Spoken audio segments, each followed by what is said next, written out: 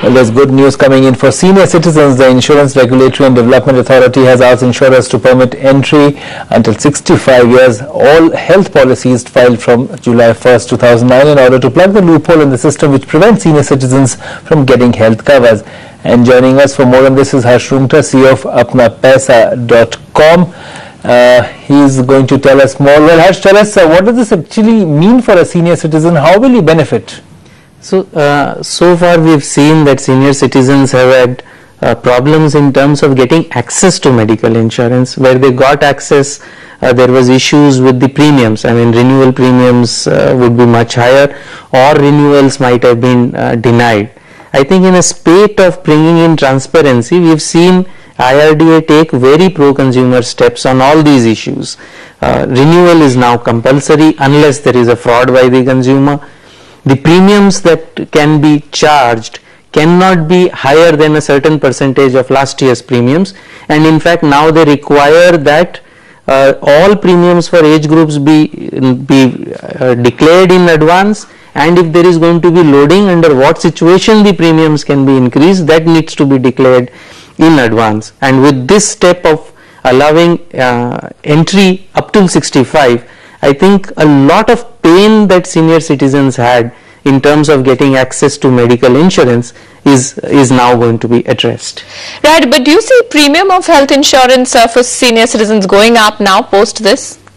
Yes, I think given the transparency steps that IRDA has taken, I think we will see insurance premiums go up across the board, probably even more for senior citizens.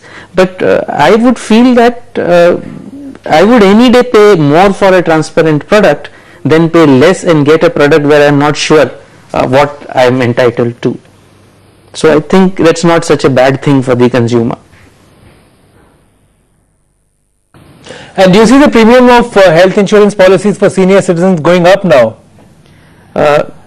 I think so. As I just mentioned, because of the amount of transparency that is being brought in, we will probably see premiums going up. Given the additional responsibilities on the insurance companies, we'll see the premiums go up. But as I said, not such a bad thing. Any day a transparent product which is slightly more expensive is better than a less transparent product which is cheaper. But you know, there's been a spate of acts by the IRDA, but what lacked was transparency. Do you think this can correct all that, especially with regards to premium? It's saying it should be fixed, it should be just, it should be reasonable. Do you see that actually coming in into practice? Well, these are statements of intent, right? And I think coming from the regulator, it carries a lot of weight.